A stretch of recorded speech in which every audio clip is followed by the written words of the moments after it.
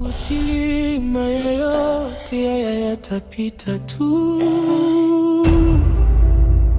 Usilie mama. Vipi? Mbona umenitoa na wakati sijamaliza? Unajua kabisa hapa nimekuja hapa sio kwamba nafanya hivi kwa kupenda. Na nishakwambia hapo awali. Nimeacha mgonjwa kule nyumbani. Nafanya hivi mimi kwa ajili ya mdogo wangu. Kwa naomba ufanye unipe hiyo hela ili niweze kuondoka zangu. Mimi bado sijaridhika. Basi nilikuwa naomba hata.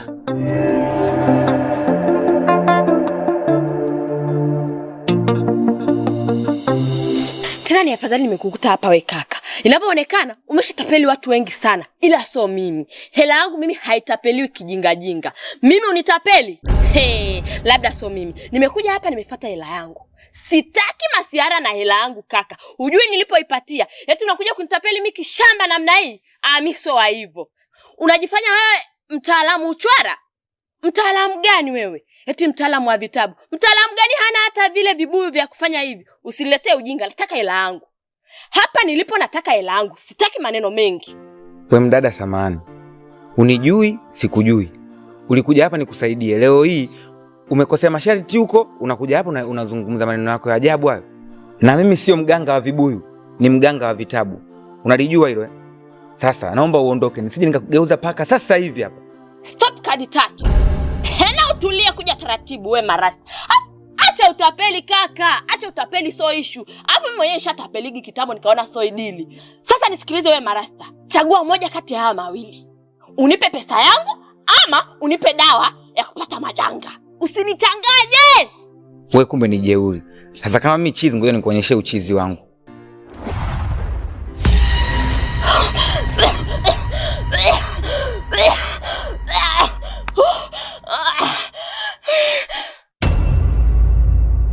Kaka.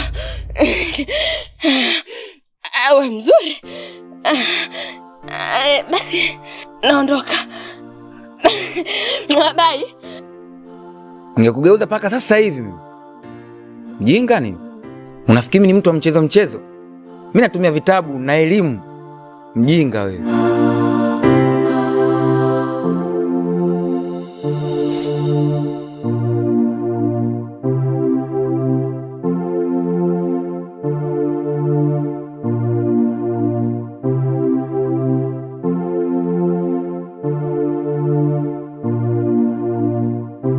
Asante Mungu kwa hiki ambacho nimekipata leo hii.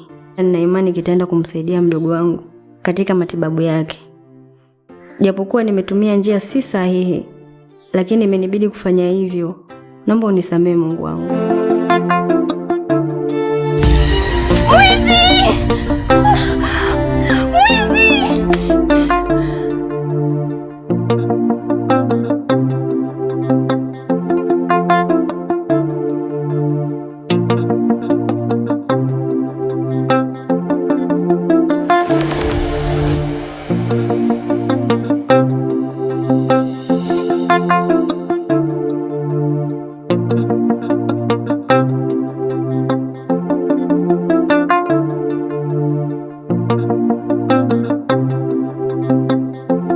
Afadhali tumekutana hapa. Maana huu mguu ulikuwa unakuja huko nyumbani kwako. Kwa sababu uliponipa taarifa kwamba bosi amekupa angalau chochote kitu, nikaona bora niwahi kwa sababu unajua pale mimi nina familia. Tunafanya kazi kwa bidii ili tupate angalau chochote kitu ili tuendeshe maisha yetu pale nyumbani na familia tuliyokuwa nazo. Sasa basi ndugu yangu, bila kuchelewesha muda, naomba hiyo pesa yangu ili nikanunue pale unga nipeleke nyumbani. Ni kweli ndugu yangu. Bosi alinipa mzigo wako na mzigo wangu mimi. Ila kwa kweli unajua kwamba sisi wanaume tuna shida zetu. Nilipogeuka tu pale nikakutana na bonge la mrembo. Ndugu yangu unajua kwa kweli mimi na upwiru wa miaka mingi. Nikaona nitamueleza atanielewa. Zile pesa zako ndugu yangu nilimnunua manzi. Mbona kama sikuelewi? Yaani unanichanganya. Yaani unawezaje kuchukua pesa mwanamume mwenzio kusema kwamba umempa mwanamke ili ufanye naye mapenzi? Hivi una akili kweli wewe? Pesa yangu mimi? Kwa nini usingetumia pesa yako wewe? Wewe nisikilize ndugu yangu. Sisi ni watu wa kiume. Si umeelewa? Tumeombewa kupambana. Usinifanye mimi kama mjinga au zezeta ambaye sina akili. Naomba pesa yangu bwana. Tusitoane kabisa kwenye mudi. Kwa sababu hujajua huko nyumbani nilotoka ni mangapi nilokuwa nayo, na wewe unakuja tena unanichanganya wakati najua bisa nimekuja kwako, faraja yangu mimi nitaipata kwako kwa angalau chochote kitu nilichopewa. Nipe yangu bwana. Mbona nichanganya mimi? Usijali mdogo wangu. Mimi naamini kila kitu kitakuwa sawa. Mwenyezi Mungu atakusimamia kwa kila hatua yako. Ipo siku utanyanyuka na utaendelea kufanya shughuli zako kama zamani.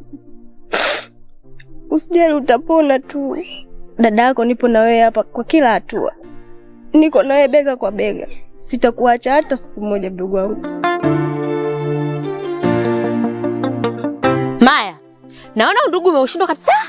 Maana umeshindwa kujistiri mwenyewe. Nimekukopesha hela, umeshindwa kabisa kunirudishia. Sasa leo sitaki unipige kalenda. Nimeshachoka kalenda zako. Nahitaji pesa yangu. Nina vipengele vyangu kibao vinanishinda. Lakini Kidoti, kwa nini umeshindwa kutumia ustaarabu? Unajua kabisa mimi hali yangu nilokuwa nayo na huyu mdogo wangu. Kila kitu hapa ananitegemea. Mimi hiyo pesa yako sio kwamba nimeshindwa kukupa, ila tu kuna mambo yameingiliana. Nilikwambia nitakuletea. Na sio kunifuata nyumbani kama hivyo alafu unajua kabisa nina mgonjwa. Wewe unadhani jamii hapa itanichukuliaje? Au watanionaje mimi? Kwa mstaarabu basi. Makubwa. Hem, kwanza nicheke. Yaani wewe unataka kuniambia mimi pesa yangu na huyu sijui nani, sijui mgonjwa inahusianaje hapo? Wakati unakuja mimi uliniambia kama kuna mgonjwa. Usitake tuvunje huu rafiki. Maana mimi sitaki kabisa marafiki kama wewe ambao wajinga wakikopeshwa kitu hata kurudisha. Nina marejesho kibao, nina vikoba kibao nasubiriwa. Naomba pesa yangu mama. Naomba pesa yangu. Kilichonileta mimi hapa ni pesa na si maneno. Naomba unielewe ndugu yangu. Mimi shida nilizokuwa nazo ni tamaa za kimwili tu. Na nilipopewa ule mzigo wako, kwa kweli kama nilivyokueleza mimi nilikuwa na upwiru. Mimi nadhani kwamba ni shetani tu alinipitia. Ila nilikuwa naomba unielewe kwa hilo, sababu najua kwamba wewe ni mwanaume. Unaelewa hiyo hali sio yangu tu, inaweza kukuta na wewe pia. Naomba unipe angalau wiki hizi 2. Mimi nitakutafutia hela yako. Kwa kweli kwa matumizi niliyoyatumia, hata hela zangu mimi sina hata shilingi 10. Naomba uniamini kwa hilo. Kwa sababu yule mtoto alikuwa ni mtoto mzuri. Nilimpa hela zote. Kiufupi ni kwamba sidhani kama nitakuelewa. Yaani at least ungeniambia hivi kwamba pesa yako nimepata changamoto nyumbani za kifamilia, nimehudumia familia yangu, ningekuelewa. Kuliko pesa yangu mimi kuitumia kununua wanawake tena makahaba. Afu una hata aibu. Mwanaume unaongea upumbavu. Hauko salama kukuchukulia kama ndugu yangu. Sasa nisikilize. Unafahamu fika kwamba kijiti chako cha pale kazini nimekishikilia mimi. Blaza, mimi kwenye pesa sinaga undugu wala urafiki. Si unanielewa? Yaani kwenye upumbavu mwenzako sifagilii. Sasa narudi zangu nyumbani. Baadaye mimi nakuja. Sasa nifike pale uanze kuniletea tena maneno yako. Ndugu yangu, hatutaelewana.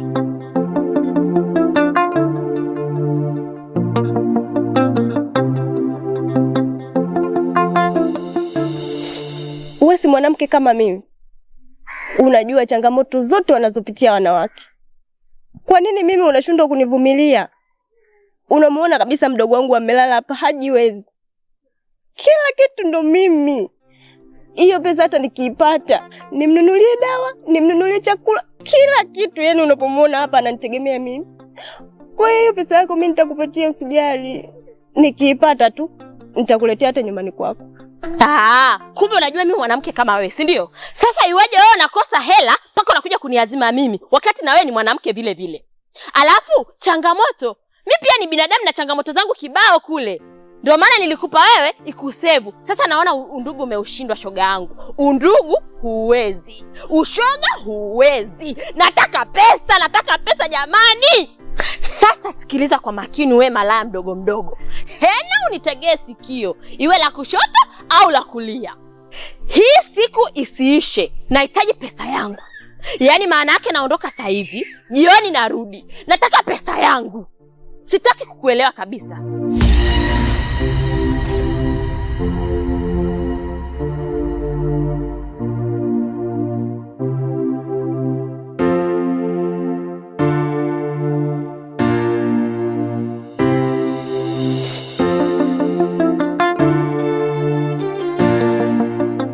Wewe tena.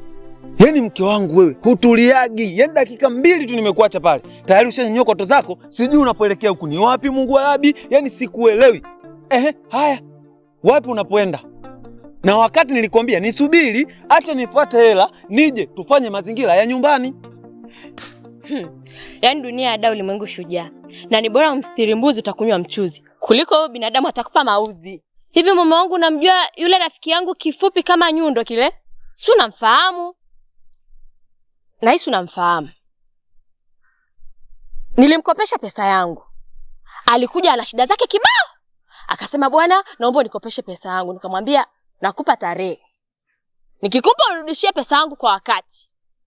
Leo naenda, ananiambia mara mdogo wake anaumwa, mara vipengele kibao, mara nini? Nachoka mimi. Sasa mimi ile pesa nilikuwa nina uhitaji nayo, nilikuwa nataka nilipie simu. Sasa yeye analipa vipengele kibao ambavyo sivielewi. Yaani nachanganyikiwa kabisa mume wangu. Yaani hata sielewi nifanyeje. Nisikilize nikwambie. Yaani unavyoniona hapa, mimi mwenyewe nina janga langu. Si tunaelewana? Wanasemaga siku zote mchuma janga hula na wakwao. Sasa sijui janga langu mimi nala na nani, kwa sababu na wewe pia una janga la kwako. Nimetoka kwa Bikeya kufuata pesa yangu ile ambayo alipiga simu bosi. Uwezi amini mamangu nilichokukuta huko. Ananiambia kwamba eti pesa yangu mimi kanunulia mwanamke, kalala naye ili amwage kichupa. Makubwa. Bora wewe pesa yako mtu amekwambia ana matatizo, angalau. Hilo ni kweli kwa sababu sisi ni binadamu.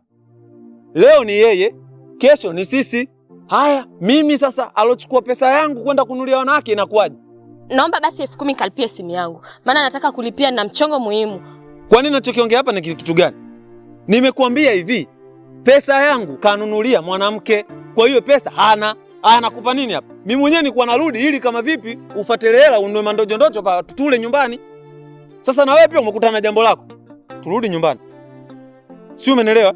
Tutajua kwa maarifa na akili tutapata huko. Mimi nishachanganyikiwa hapa nilipo. Sipo sawa kabisa. Kituo cha juu hichi kifanyi kazi, cha chini ndo kimelala kabisa yani. Yaani kiufupi ni kwamba hakuna la kufanya mamaangu.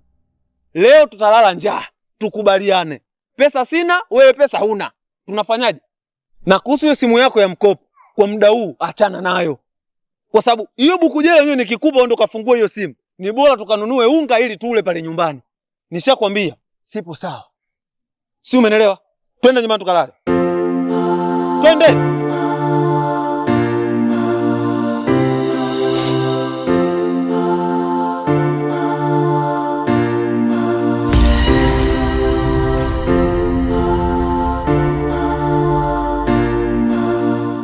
Dada, afadhali nimekutana na wewe hapa. Maana nilikuwa nakuja kwako. Unajua sasa hivi napitia changamoto kubwa sana kwa yule mdogo wangu. Tangu yupo kitandani mpaka sasa hivi. Yaani nimekuwa mtu ambaye namuuguza kila wakati, lakini hapati nafuu. Hivyo nimekuja kwako, naomba unisaidie kama utojali dadangu. Maana nimehangaika kote huko. Najua ndo msaada wangu wa mwisho. Wewe tena koma kabisa. Yaani hapa naweza hata nikakufuru kabisa kujikuta na wewe hapa. Yaani wewe huo ndio mwanzo. Na bado utakoma, mjinga mkubwa wewe. Hivi wewe unafikiri mimi siko na akili eti? Unaniona niko mjinga huyu fala kabisa huyu wenye nafanya chochote ninachoweza, hata siku nikijikuta naye naweza nikamwambia kitu chochote. Onene, bebe. Yaani koma, hayo ni mawingu tu. Bado mvua inakuja kukunyeshea, mjinga mkubwa wewe.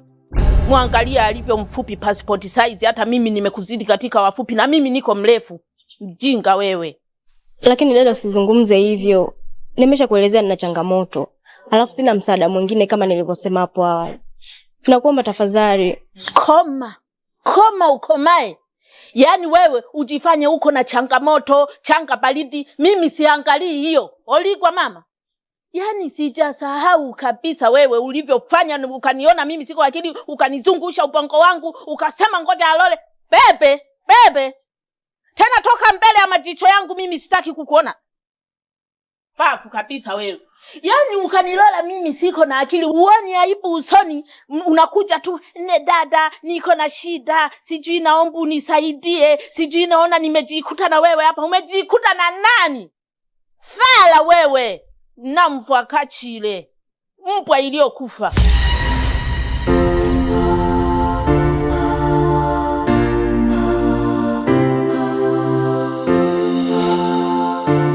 Shemu, ni afadhali nimekuona, maana nilikuwa nakutafuta kwa muda mrefu sana. Nilikuwa natamani kuonana na wewe, maana nina jambo ambalo limenifika hapa na natamani ulijue. Bwana hebu ongea chap chap, maana na vipengele vyangu kibao vinanichanganya kichwa. Alafu ulivyonisimamisha hapa, yani unapojigonga gonga kama vyombo kabatini. Hebu ongea bwana ueleweke, maana mimi mwenyewe hata sielewi. Hapa nilipo nishavurugwa. Sasa mbona mkali hivyo? Unajua kitu cha kwanza ambacho ukijui, wewe ni mzuri sana. Na hata ukikasirika, ukinuna ndo unaonekana mzuri zaidi. Unajua kuna muda mwingine nawaza kabisa, naona Lavani sio level yako wewe. Wewe ni level yangu mimi. Ishia hapo hapo. Jina la mume wangu linaingiaje hapa? Siku nyingine naomba usitaje jina la Lavani, iwe mwanzo na mwisho. Kutaja jina la mume wangu ovyo. Wewe si unamng'ang'ania Lavani? Si unamuona yule ndo anakufaa? Ila kuna vitu vingi ambavyo anakuficha, ambavyo yeye hataki kukuambia. Kwanza, kitu cha kwanza, Lavani yule anakuchiti. Cha pili, hakupendi. Mimi sinafanya naye kazi. Kila akipewa mshahara anaenda kwa maraya zake kule. Wewe nafaa kuwa na mimi.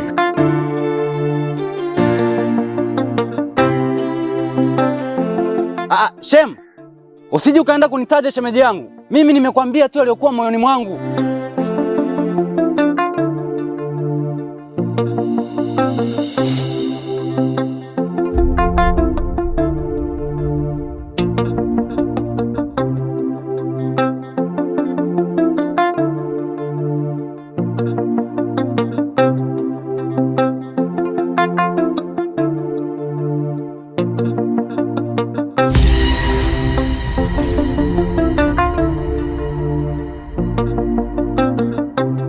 Wewe vipi, mbona umelala hapa? Umepagawa? Uliniahidi kwamba leo mimi utanipa kodi yangu. Na huu mgundo ulikuwa unakuja kwako. Vipi kuhusu hela yangu? Shababi, mimi nilipanga nikuletee kodi yako tangu asubuhi. Lakini ni vile tu mambo yameingiliana. Alafu ukiangalia kama hivyo nipata changamoto. Alafu sijui hata nini kimenikumba hapa. Hivyo usijali, mimi nitakuletea kodi yako. Nishakuvumilia kwa muda mrefu. Na mwenyewe leo umetoa ahadi kwamba bwana pesa yangu utanipa. Kuhusu hao matatizo yako, hauhusiani kabisa mimi na pesa yangu. Mimi ninachotaka ni kodi yangu.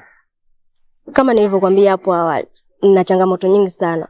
Alafu ukiangalia pale nyumbani mimi nina mgonjwa. Yaani ananitegemea kwa kila kitu. Hivyo hata nikipata pesa, moja kwa moja inapitiliza kwake kwa ajili ya kumwandalia hata chochote kitu. Lakini mimi nikuahidi tu jambo moja. Pesa yako nitakupatia. Mimi nimeshaongea. Nahitaji pesa yangu. Kwa hiyo hizo ngojera zako za rutiruti hizo mimi sizielewi. Kwa hiyo mimi naenda hivi. Baadaye nitarudi kuja kuchukua pesa yangu. Na kama hamuna pesa yangu, mimi nitakuja kuchukua kitu chochote cha thamani mle ndani kwenu ili nijilipe kodi yangu. Na kama vipi nikirudi baadaye nakuja kuhamisha tu kwenye nyumba yangu. Sina chaguo lingine kwenu. Lakini kaka, haina haja kufikia mbali kote huko. Mimi nilikuahidi kwamba nitakupa pesa yako. Sasa ukitufukuza sisi tutaenda wapi? Na pale sisi ndo tunapategemea. Usifikie huko tafadhali.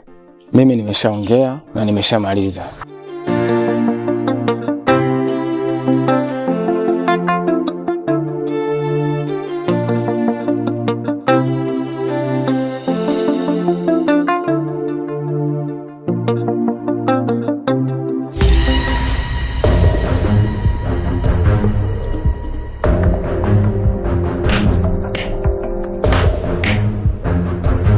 Mpumbavu wewe. Yaani kuingia tunaanza kupigana. Sasa hapo ngoma bila. Si umeelewa? Unaweza kuzungumza sasa. Shida nini? Mpaka unaingia unakaanza kupiga wenzio pasipo kutaja matatizo. Twende kazi. Lavani, umethubutu kunipiga. Umenyanyua mkono wako na kunipiga. Mwanamume mshenzi kweli wewe. Ndio maana kila siku nikiwa nafua boksa zako nakuta zinanuka. Wewe mwanaume. Yaani unatoka hapa, unaenda kukirefushia nje. Umeshindwa nini kukirefusha ndani kila siku nikitaka? Wewe kimelala, lakini kumbe nje kinasimama vizuri, si ndio? Si ndio nakuuliza? Yaani wewe mwanaume nakuchukia vibaya mno. Eti unamsingizia BK na kumwambia eti kwamba wewe umempa hela. Alafu yeye kazitumia kwa wanawake zake. Kumbe ni wewe. Huna lolote, mbwa mkubwa wewe. Hivyo mwanamke una akili kweli wewe? Yaani mimi nikajua umeingia hapa kuna kitu cha maana kikubwa. Kumbe unaongea upumbavu. Ni lini mimi nishawahi kukuchiti? Ni lini ushaona hata message kwenye simu yangu? Yaani unashindwa kutulia nyumbani kwako, unakaza kulandalanda mtaani kufuata umbea. Hivi unajielewa wewe? Mwanamke mzima, cheki ya manguo haya. Yana wiki nzima hapa. Yaani hata kutoa hapana.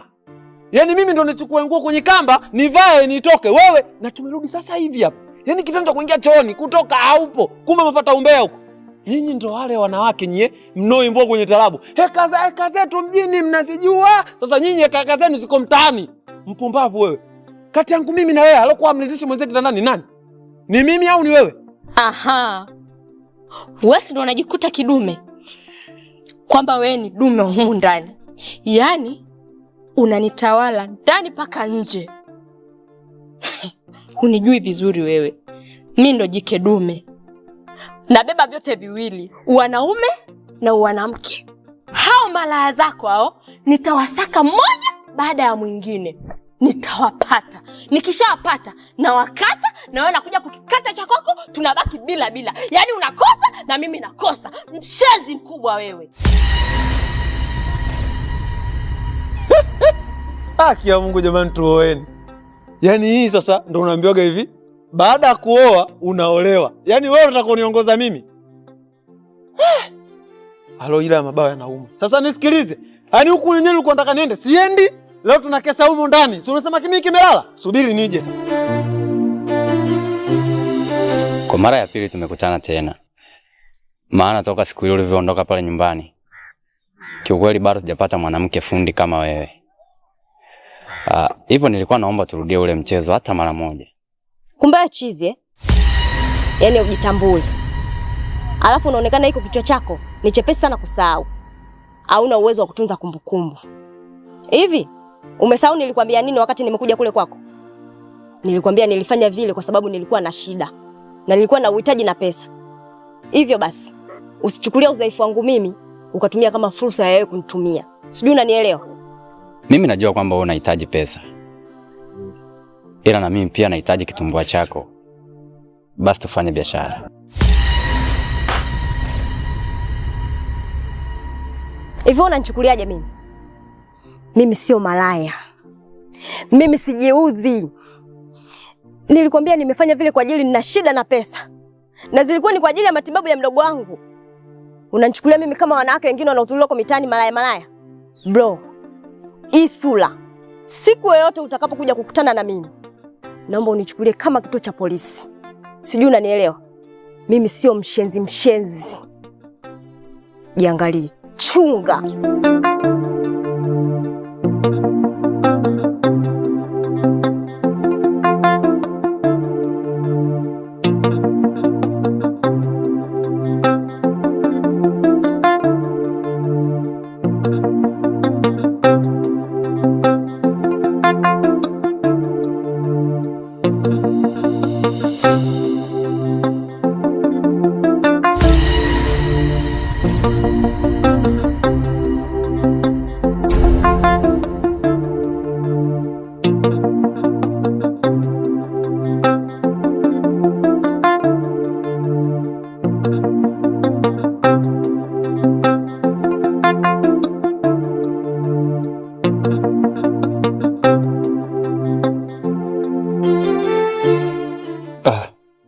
Samahani dada yangu.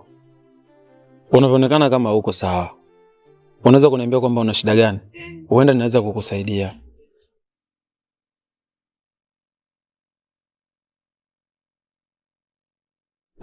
We dada. Bana sana naondoka. Naonekana kama mtu ambaye ana shida yule.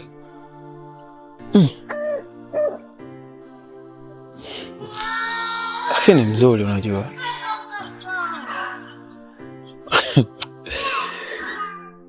Yaani angekuwa mwanaume nahisi ningeshampiga hadi makofi. Maana kanumiza kweli yani. Vipi Shababi? Mbona kama uko sawa? Maana sijakuzoea kwa hii hali mwanangu. Ni kweli unachozungumza. Si unajua kuna nyumba yetu ya kule chini. Kuna mpangaji anatuzungua sana. Na kikubwa zaidi, kila siku anazungusha kuhusu kodi. Sasa sijui nimfanyaje huyo. Da. Hiyo kweli mwanangu. Watu wengine jao. Alafu ukiona mtu aeleweki mtimue. Leta mpangaji mwingine. Sasa hivi watu wengi wanahitaji vyumba. Sijui kama unanielewa. Mimi huo ndo ushauri wangu sababu nakuona leo kabisa upo sawa. Na kuhusu swala la kuhitaji mpangaji mpya, wewe niachie mimi. Watu wote hapa mjini wananijua. Mimi ndo BK, mimi ndo Kontawa. Kuhusu mpangaji mpya? Leo tu. Ndio maana nimekwambia akizingua tu. Nimekuelewa. Na huo ushauri wako nitaufanyia kazi. Basi mimi niache kwanza niende ghetto. Ili nikatulize mawazo. Kwenda nikakaa sawa.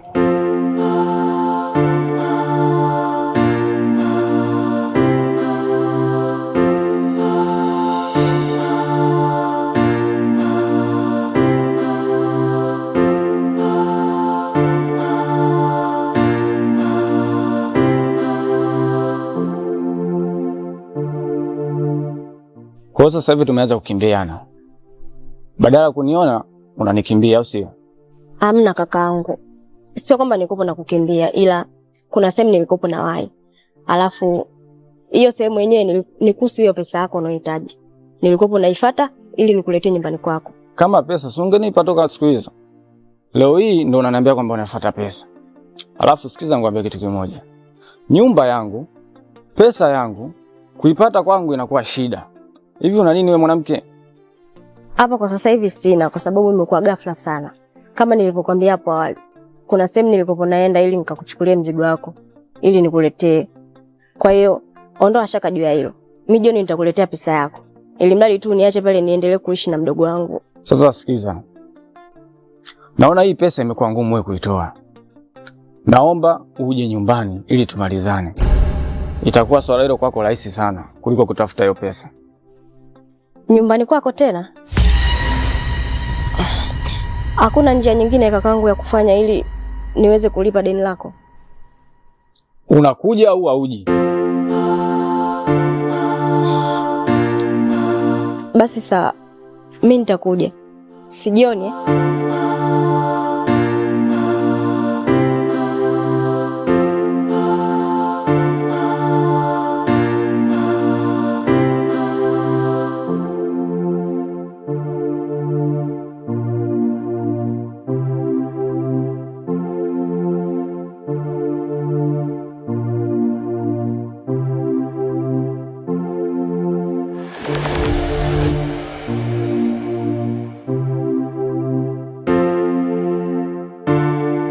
Nimefurahi sana kuonana na wewe.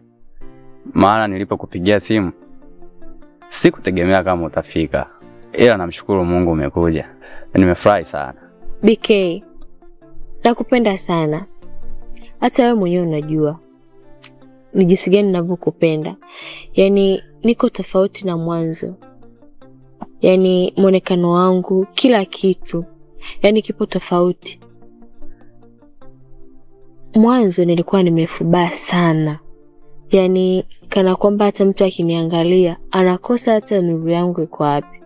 Nilikuwa na chunusi. Sasa hivi nimeanza kuzipunguza. Alafu kwa mahaba unaonipatia mtoto mimi, nitashindwa kweli kuitikia wito wako? Nitakuwa mwanamke wa namna gani? Bwana, ukweli nakupenda sana. Hicho ni kitu ambacho siwezi kukificha kabisa. Yaani nikikuona tu mwili wangu unasisimka. Nimefurahi sana kusikia hivyo. Unajua kuna muda mwingine nikiwaza nakosa majibu kabisa. Unajua wewe ni mwanamke pekee ambaye umefaulu kuchukua nafasi kubwa sana kwenye moyo wangu. Na kwenye maisha yangu sina nia ya kukupoteza wewe. Ndoto yangu ilikuwa ni kumpata mwanamke mzuri kama wewe. Mamangu mimi aliniambia ninapochagua mwanamke, nichague mwanamke mwenye tabia nzuri. Ila wewe namshukuru Mungu unavyo vyote, una sura nzuri, una tabia nzuri. Nakupenda sana. nakupenda pia. Alafu si nikwambieje, yaani najikuta tunakupenda sana, yaani sana, si kwa nini eti. Yaani nilivyoona simu yako wakaniambia tukutane, nikaacha kila kitu ili tu nionane na wewe. Na leo nimekuja kivingine. Unajua kwamba mimi sina uwezo mkubwa, ila leo nimekuja na zawadi hata kama ni kidogo. Naomba uipokee.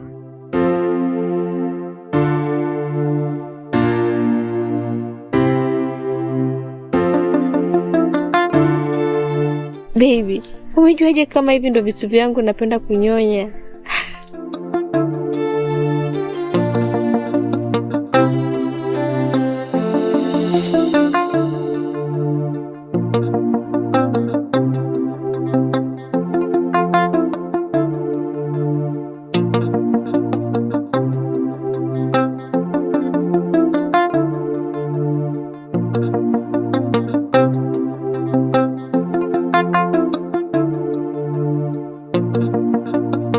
Samahani dada yangu.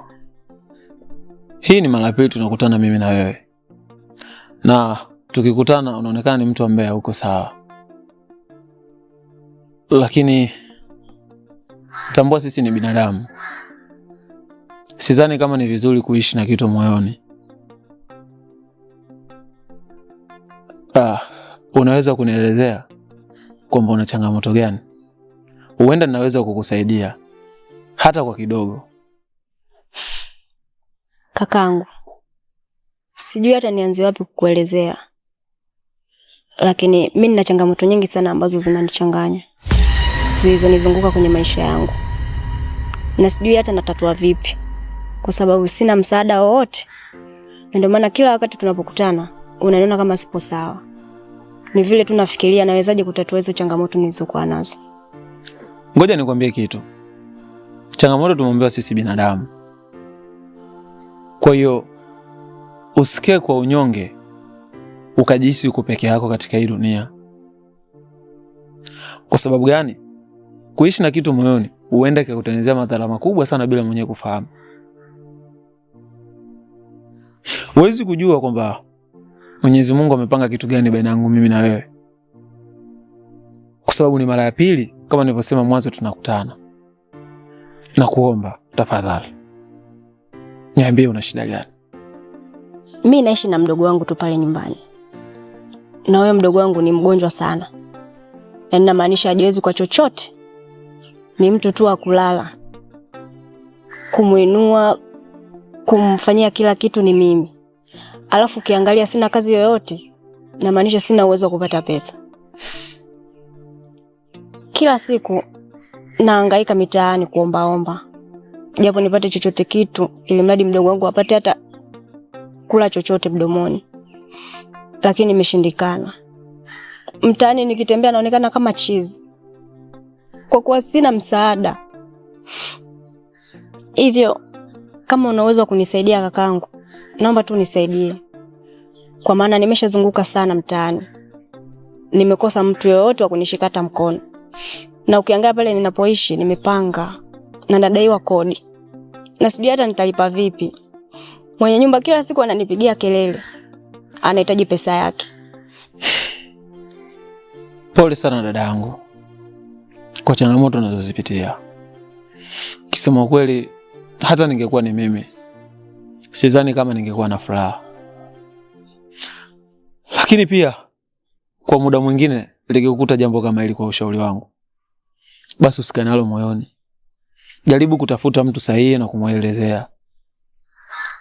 Kwa sababu Mwenyezi Mungu ametuumba sisi binadamu kuweza kusaidiana. Unaweza ukatengwa na watu 100 lakini akatokea mmoja tu ambaye anaweza kukupenda na kukusupport. Kweli hizo changamoto ni kubwa. Lakini labda nikuahidi kitu kimoja tu. Kwa upande wangu mimi, sina kikubwa sana cha kuweza kukusaidia, ila nina kidogo tu ambacho naweza kukusupport. Hivyo basi, naomba kuwa na furaha kuanzia sasa hivi. Nitalipambania jambo lako kama langu. Nitahakikisha mdogo wako anakuwa sawa, na hata mazingira mnayoishi basi anakuwa salama pia. Sio, umeelewa? Kwa hiyo kuwa na furaha kuanzia sasa hivi, kuwa na amani. Nimefanya tu kiubinadamu, lakini sijafanya kwa sababu eti kama unilipe. Hapana, mimi mwenyewe nina mambo yangu kibao kichwani na yananichanganya, na nilihisi kwamba ni mimi tu ambaye ndo napitia haya mazito, kumbe kuna wengine pia wanapitia mazito zaidi ya mimi. Nitashukuru sana kakaangu kama utafanya hivyo, kwa maana wewe ndo unaikutegemea kwa sasa. Usijali, naomba kwanza sasa hivi kuwa na furaha, eka mambo yako sawa, mimi nitakusaidia. Sawa? Nahitaji uwe hivyo hivyo, sura yako hiyo na nuru, kwa sababu wewe ni mrembo sana. Yaani ulivonuna, yani hata upendezi.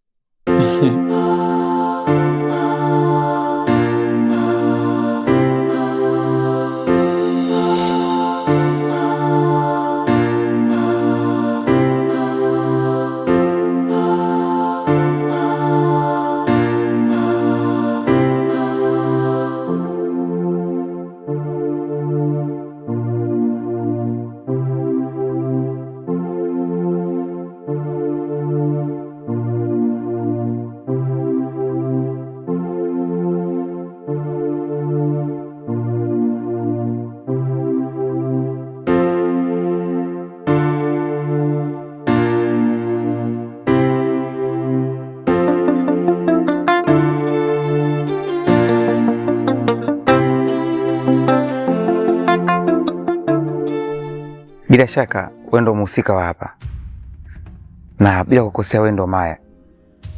Ndo mimi. Una shida gani? Kwanza wewe ni nani? Mbona sikufahamu? Unataka kusaidia nini? Ondoa shaka. Mimi nimekuja hapa kukusaidia, na pasipo kujua mimi ndo mkombozi wako. Mkombozi? Unamaanisha nini kusema hivyo? Mbona nichanganya? Hebu ongea vizuri nikuelewe. Alafu nani kakwambia mimi nina shida? Mimi sina changamoto yoyote. Labda utakuwa umekosea nyumba. Ondoa shaka. Kuna kitu kidogo nimekuletea, na imani kitakusaidia.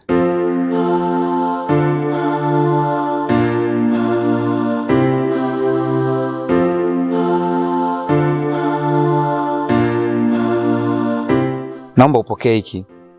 Hiki ndo kitu kidogo nilichokuletea, na imani kitakusaidia kwenye changamoto zako unazopitia. Iko ni nini? Mbona shindwa kukuelewa? Au wewe kaka umechanganyikiwa Hebu niondolee huo uchawi hapa nyumbani kwangu. Huu sio uchawi. Pia naomba upokee. Maelezo yote utayakuta humu ndani.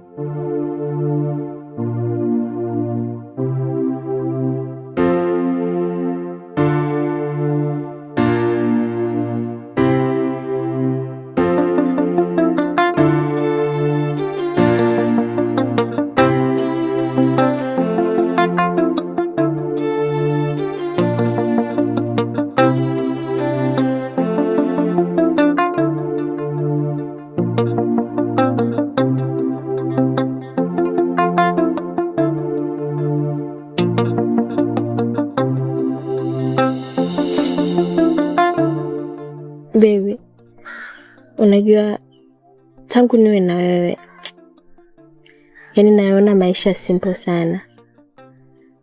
Yani wewe ndio uliobeba moyo wangu kwa sasa. Nimefurahi sana kusikia hivyo. Nakupenda pia. Na unajua wewe ndo mwanamke pekee ambao umetawala akili yangu. Hivyo tambua kwamba mimi kukuacha siwezi.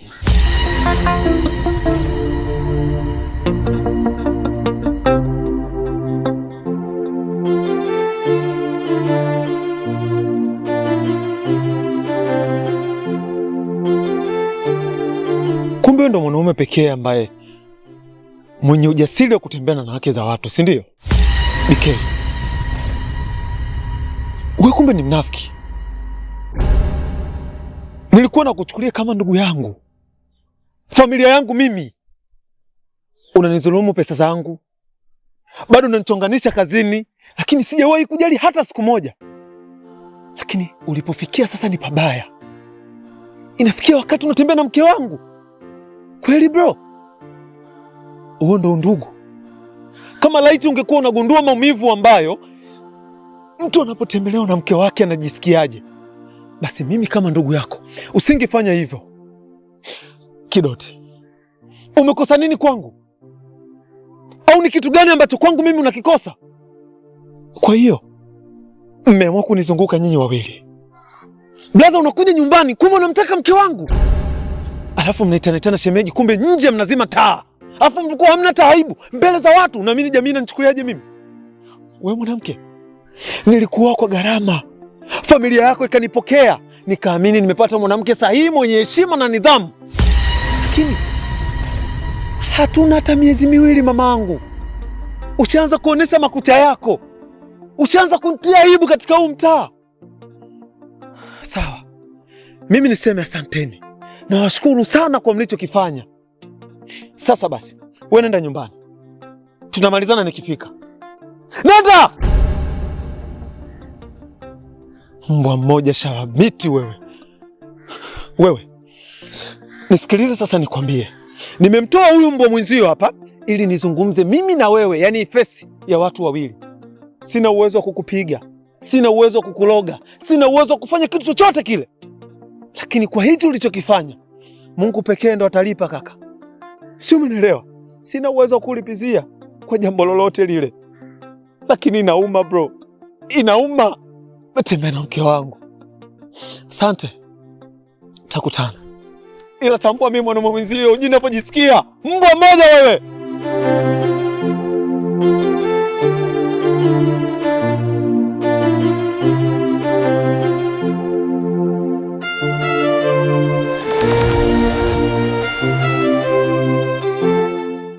Mpenzi wangu Kidoti, hili swala la mimi wewe kupoa sio shida, ila kuna jambo ambalo mimi linanitatiza kuhusu yule bwana wako. Na kama kweli unania mimi nikuoe, naomba uachane na yule bwana wako. Mimi niko tayari kwa yote, yaani hata kesho mimi naishi na wewe. Baby bwana, unazungumzia kuhusu nini hapa? Yeye unamaanisha Lavani au? Hivi kuhusu Lavani na wewe, hujajua anampenda nani zaidi jamani? Au ndio unataka kila siku ni unarudia yale yale? Mimi nakupenda wewe bwana. Alafu niko tayari kufanya chochote. Na kuhusu Lavani, namwacha muda wote kuanzia sasa ukitaka. Kwanza Lavani ni nani? Mwanaume yupo tu. Hana mbele wala nyuma. Hanifikishi napotaka kwenda. Yaani si chochote kwangu kiujumla. Halafu hebu acha kujifananisha na takataka kama hizo bwana. Wewe ni mwanaume wa ndoto zangu bwana. Halafu matamanio yangu ni kuishi na wewe na sio Lavani.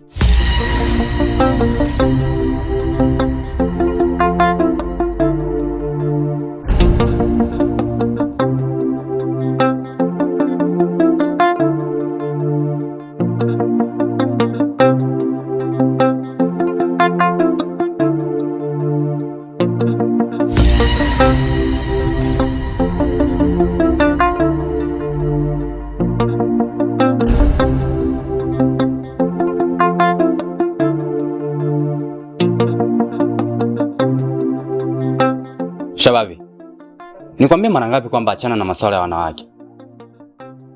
Huyo mwanamke kila mtu anamjua hapa mtaani. Na mimi nakwambia hivyo na niona kama mimi ni mshamba. Sijielewi. Huyo mwanamke atakupa gono. Yaani usiponisikiliza mimi, huyo mwanamke atakuachia ugonjwa mwanangu. Huyo demu mimi namjua.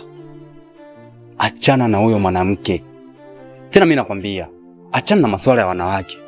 Huyo demu atakuachia maradhi. Kuwa makini kwa yeye.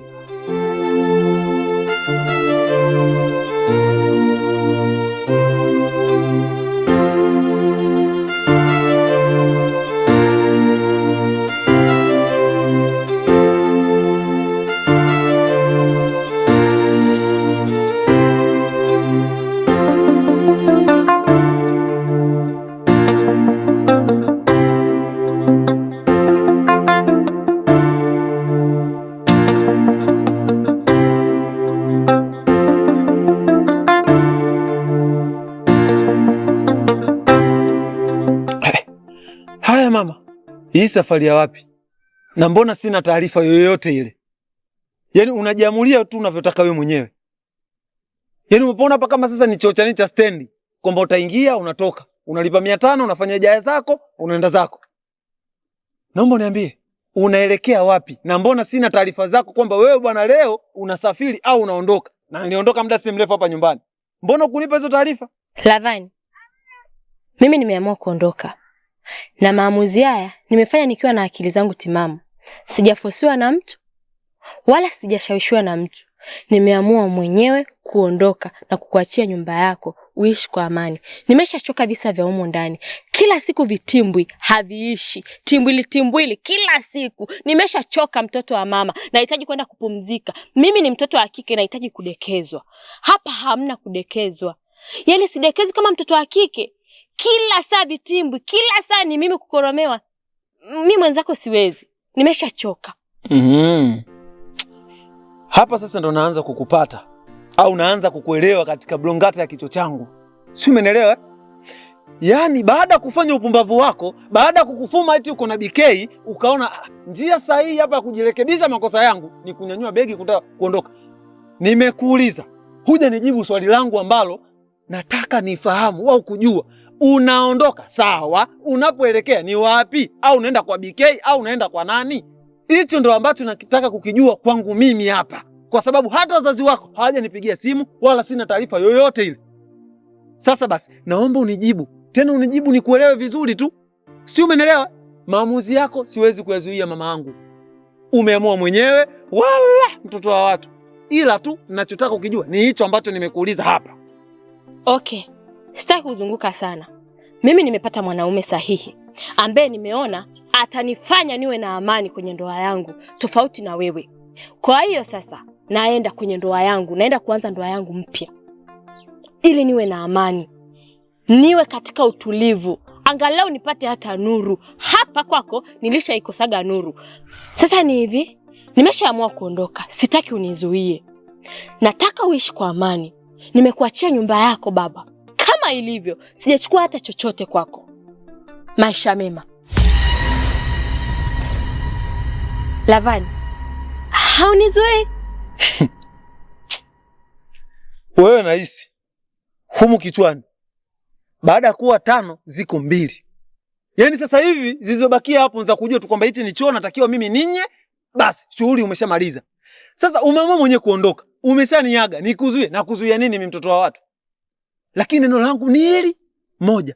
Umeona ile geti mama? Nenda. Ila usije ukakanyaga hapa.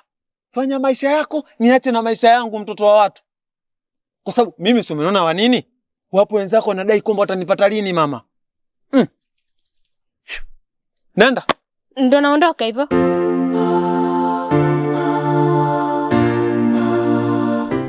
Na haki hawa. Yaani unastirika, unalishwa, unavishwa.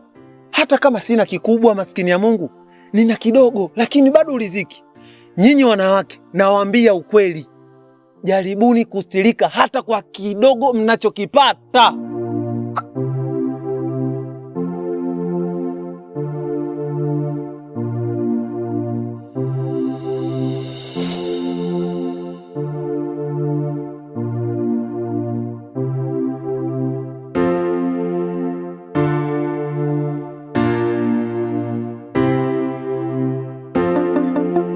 Halo? Natumaini naongea na Maya. Mimi ni Nicole kutoka kampuni ya Dingi Plus. Nipo hapa kukutaarifu kuwa tumepitia dokumenti zako ulizotuma katika kampuni yetu. Hivyo basi, napenda kukutaarifu kuwa umepata kazi katika kampuni yetu na tunaomba asubuhi na mapema ifikapo kesho uwe hapa kwa ajili ya kuanza kazi.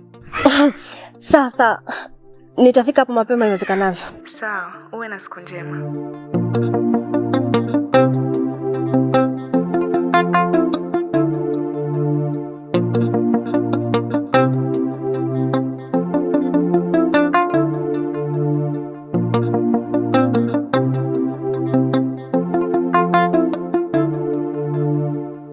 Siamini kama umepona mdogo wangu. Yaani mpaka sasa hivi unatembea mwenyewe. Kweli Mungu ametenda miujiza yake. Ashukuriwe sana Mungu. Nilihangaika sana na wewe kwa muda mrefu. Hivyo Mungu amejibu maombi yangu sasa. Asante sana dada yangu kwa kunipambania mpaka nimekuona. Yalikuwa ni majukumu yangu. Nilitakiwa nipambane na wewe katika shida na raha. Hivyo usiwe na wasiwasi. Alafu kitu kingine, nimeamini Mungu ni mwema siku zote. Yaani huwezi amini. Hapa nimepokea simu ya kazi. Kesho natakiwa niwahi kazini.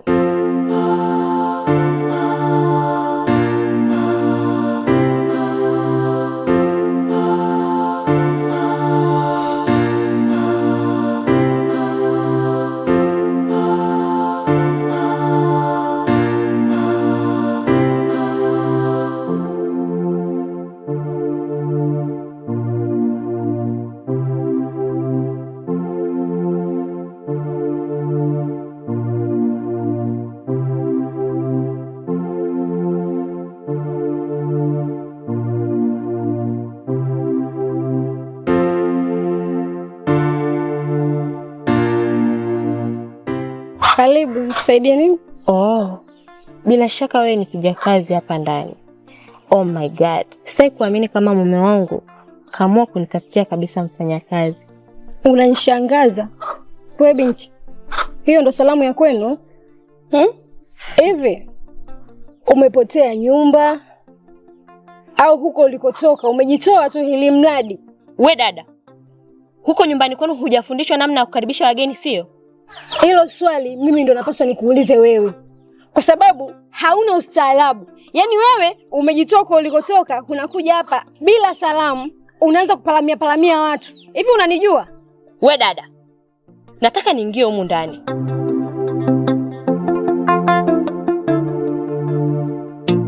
Mke wangu, kuna nini? Mbona nasikia makelele? Kwa hiyo wewe umeona kufanya mambo yako huko nje haitoshi. Sasa umeamua uniletee mwanamke mwingine humu ndani, si ndio? We dada, umetokea wapi? Yaani unataka kugombanisha ndoa yangu? Mimi unanifahamu? Samahani kakaangu. Mimi nilikuwa namuulizia Shababi. Ni mgeni wake. Kwa kama yupo ndani, mwambie nimeshafika. Umeona sasa mke wangu? Yaani vitu vingine huo unauliza. Sasa nisikia nikwambie dada yangu. Huyo Shababi hapa kwa sasa hayupo. Na mimi ndo mwenye hii nyumba. Nilimwachia Shababi ili tu anilindie kwa sababu tulisafiri mimi na mke wangu kikazi. Sasa nimerudi nyumbani kwangu, huyo Shababi kashaondoka mkoani kwao. Hii imekaaje? Shababi ananiona michizi, ananiona mimi taira, si ndio? Yaani mimi nimeachana na mume wangu, amenipa ahadi ya kuja kunioa. Leo unaniambia hayupo? Yaani mbona mnanichanganya? Sasa sikia nikwambie. Hizo ngojera zako hapa kwangu sisitaki, sawa? Nishakwambia Shababi nilimkabidhi nyumba kulinda tu. Sitaki tena nisikie kelele. Tondoke mke wangu. Siku zote mwanamke mpumbavu huvunja ndoa yake kwa mikono miwili. Unakulupukia tu wanaume ovyo ovyo. Pole, unaweza ukaenda.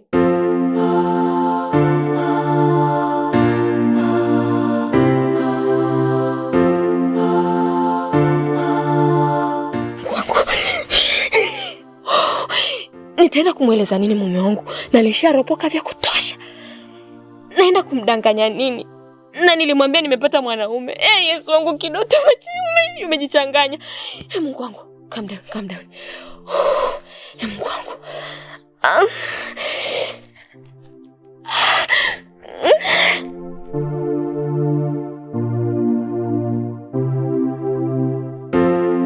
Dada, bwana tumeishia hapa. Hatuingia hata ndani. Wewe nawe mtulia bana. Si unaona kabisa huu ni mji wa watu. Unawezaje kuingia kama chooni? Tumsubiri mwenyewe akifika hapa atupokee ndo tuingie ndani. Tuliza dogo, kaza.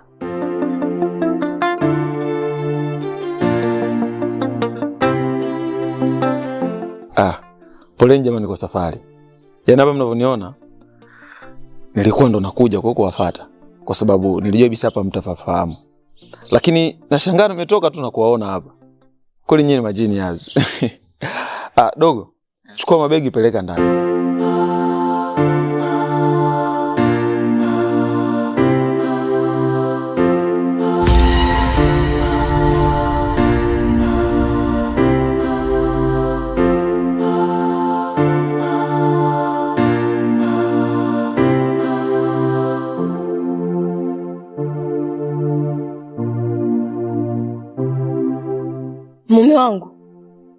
hawa ni akina nani?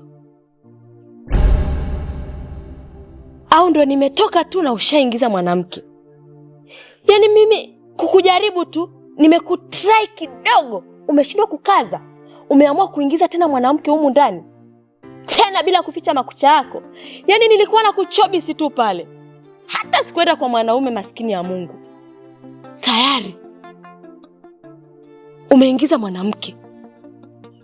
Alafu ni bora ungeingiza mwanamke mwenyewe, angekuwa kidogo ana hadhi ya kunidhidi. Mwanamke mwenyewe ndo huyu. Kimbaumbau mkoa pilau. Kirikuu. Wewe mwanamke na kudai pesa yangu haunipi. Alafu mume wangu, kumbe wewe siku zote unamkingia huyu mwanamke kifua asinipe pesa yangu, si ndio? Wewe, naomba pesa yangu, alafu changanya bariga zako uondoke hapa. Sitaki kuona nyumbani kwangu. Wewe, yani nyanyua hata sekunde 2 ya mguu wako, uone nitachokufanya. Mpumbavu wewe. Na ndio maana siku zote wanasemaga hivi, mwanamke mpumbavu uvunja ndoa yake yeye mwenyewe kwa mikono yake. Wewe ndo mpumbavu. Umeshindwa kuilinda ndoa yako na kuiendo kwa sababu ya kupata ladha ya wanaume wengine nje. Leo hii unamkuta mwanamke mwenzako ndani, unajifanya unaongea kama chiriku. Jinga nini wewe? Wewe si uliondoka hapa, nilikuforce? Au nilikulazimisha? Uliamua mwenyewe kwa maamuzi yako. Sasa basi, tusifikie mbali. Naomba acha wageni wangu waishi kwa amani. Naomba utoke. Mume wangu, mimi nimesharudi nyumbani. Sikuwa na mwanaume yoyote wala nini. Nilikuwa na kujaribu tu, nielewe basi tuishi kama mwanzo. Mimi sina mwanaume. Niko na wewe. Nilikuwa na kujaribu, nipime upendo wako kwangu. Sikuwa na mwanaume yoyote. Wewe mwanamke, hebu ondoka basi. Nimesema hivi, nimeshafanya na mimi maamuzi. Kipindi unafanya maamuzi mimi nilikungangania, uliniambia nisikuforce wala nisikuzuie. Na mimi nimeshafanya maamuzi yangu. Si umeelewa? Maya, naomba kuwa na amani, sawa? Achana huyu mpumbavu. Huyu ni mwanamke ambaye hajielewi wala hajiheshimu hata kidogo. Sasa basi, kabla wazazi wako hawaja kukuta ukiwa marehemu, toka. Toka nyumbani kwangu bwana. Toka. Maya, hii haijaisha mpaka ishe. Yaani mimi napigwa kofi kwa sababu yako.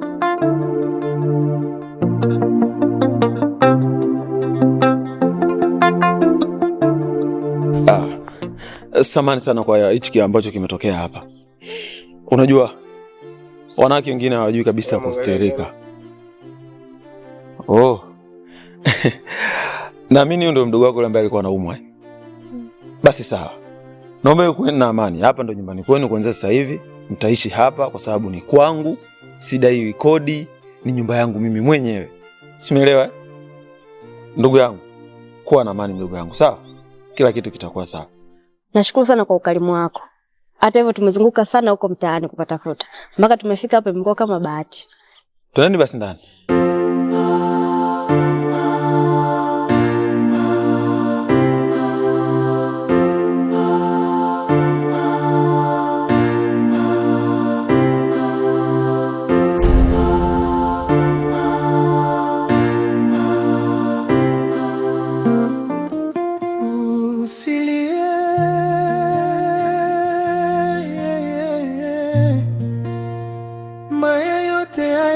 Tapita tu,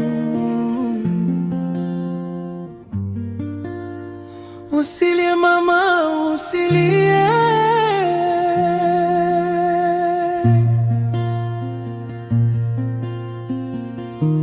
Alionekana mwema machoni pa watu, lakini ndani yake tamaa ilikuwa kimya. Alitamani mali kuliko undugu, akasahau damu ni zaidi ya fedha. Mdogo wake alimwamini kwa moyo wote, akamwona kama nguzo ya maisha, lakini nyuma ya tabasamu lake kulikuwa na siri ya giza. Temama bebe bisi motema na ye, abosani bolingo ya ndeko na ye, pona mbongo akomi moto ya mabu. azangimawa azangimo